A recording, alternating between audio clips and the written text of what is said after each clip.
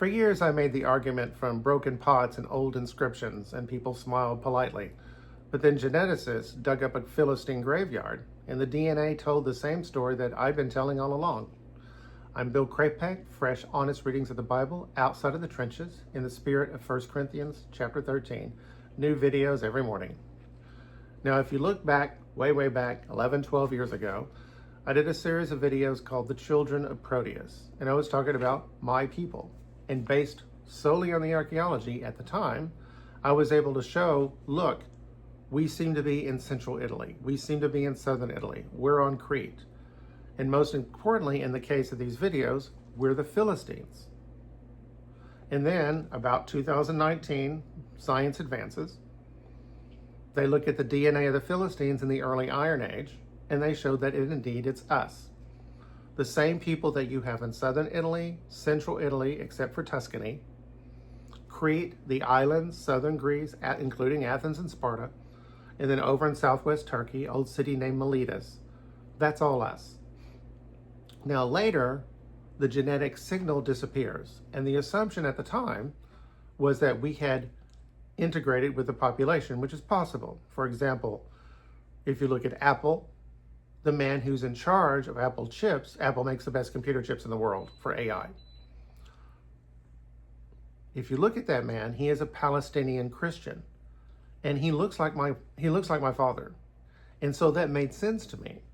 However, the DNA on the Carthaginians has come back, and we are also the Carthaginians.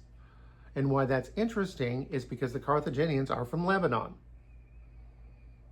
So we expect it to be Lebanese DNA, but know that it's ours. So what does that tell me? That tells me that a lot of us moved to the east coast of the Mediterranean, and then we moved back out into the Mediterranean. And so these Philistines, their descendants from the early Iron Age in modern day Israel, the reason why the signature disappeared is because their descendants are part of that migration. Now, yesterday, I talked about the Philistine city at Ekron, and I showed that the kings who ruled there might have had Greek names.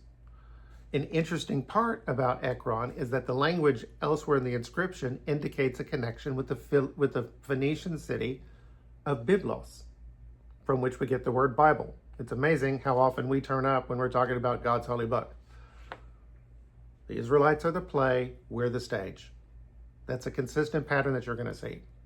And that indicates to me, that supports the claim, the possibility, that included among these migrants back out into the Mediterranean are Philistines from the area of Gaza in modern day Israel. Now, this is an argument from lineage.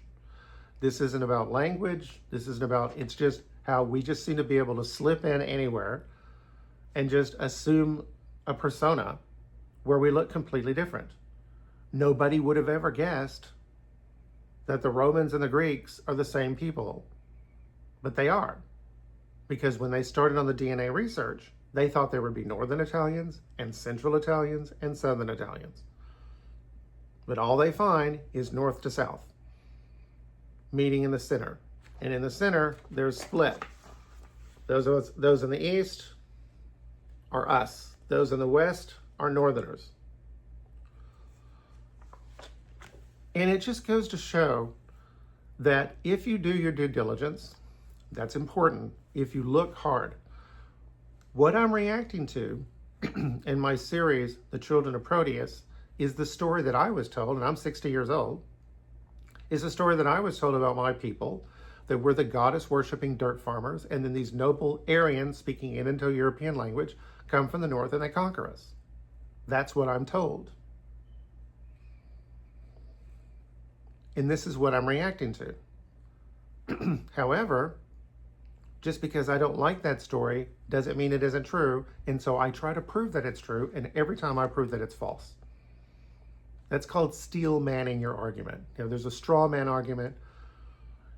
You take a weak argument. You say that the enemy supplied that weak argument. You destroy the weak argument and you claim to have destroyed the argument of the enemy. I'm taking the argument of the enemy and trying to make it strong, and every single time I'm just proving that it's wrong. But then the DNA comes along and it shows that indeed We're not related to these people. And it's very gratifying. But the major point is, do your due diligence, do your hard work, be honest, don't lie to yourself. This is the one thing when I talk about AI. Claude is set up to not flatter me.